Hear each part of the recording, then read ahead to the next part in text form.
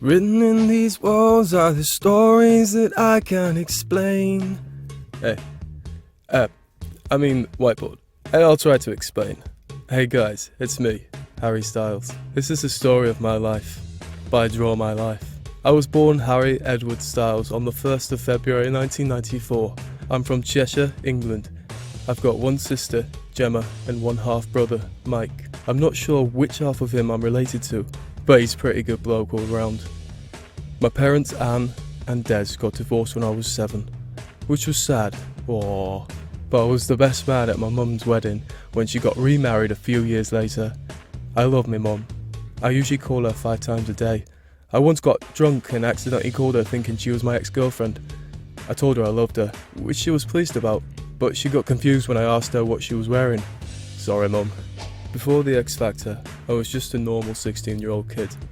I was studying law, sociology and business at school. I also worked part-time in a bakery for some extra dough. I formed my own band with some friends from school. I was the lead singer. We were called the White Eskimo. People told us they really liked our songs and that they were really Inuit. Get it? Inuit? Into it? That's an Eskimo pun. I auditioned for the X Factor in 2010 and I sang Stevie Wonder's Isn't She Lovely a cappella. Nicole Cyborg said that I had a really nice voice for someone so young.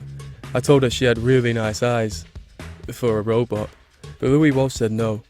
He said I lacked confidence and experience and an identical twin. Simon Cowell said that with some vocal training and a more heartbreaking backstory, I could go really far. I clearly had the charisma. I didn't make it through to the judges' houses though. I was eliminated at boot camp after singing Stop Crying Your Heart Out by Oasis, which was ironic because I did cry. A lot. Fortunately though, Nicole from the Pussycat Dolls knows that if you take some good looking people, put them in a band together and make them dance, you can build a career out of it. She teamed up me, Niall, Louis, Zayn and Liam, and we stayed in the competition to form a boy band. We stayed at my dad's house for the next week to get to know each other and rehearse. That's where I came up with the name One Direction, because I thought it would sound good when the X Factor announcer would say it each week in the loud booming voice, and it did. If you could hear it over all the screaming girls, we came 3rd in the competition behind Matt Cardle and Rebecca Ferguson. That result still makes me upset to this day. Of course not.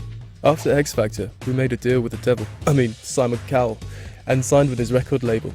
Our first album, Up All Night, featured songs written by Ed Sheeran and Kelly Clarkson, as well as our mega hit What Makes You Beautiful, where we sang about what made a girl so beautiful. Maybe she's born with it, maybe it's Maybelline. Maybe we shouldn't be speculating about hereditary diseases. When Up All Night reached number 1, I celebrated by buying a new mattress. Rock and roll. Our success only grew and grew from there. So did my hair.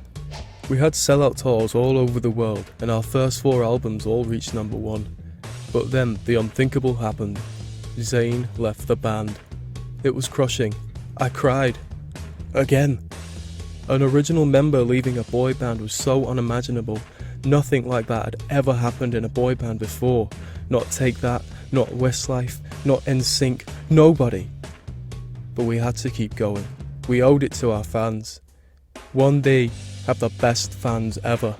Like the girl who got a massive tattoo of my face, or the ones that send death threats to our girlfriends, or the fan who offered to let us stab her just so she could see us in court. I love you all. You guys complete me. I got a reputation for being a bit of a ladies' man and a playboy over the years, which wasn't fair really.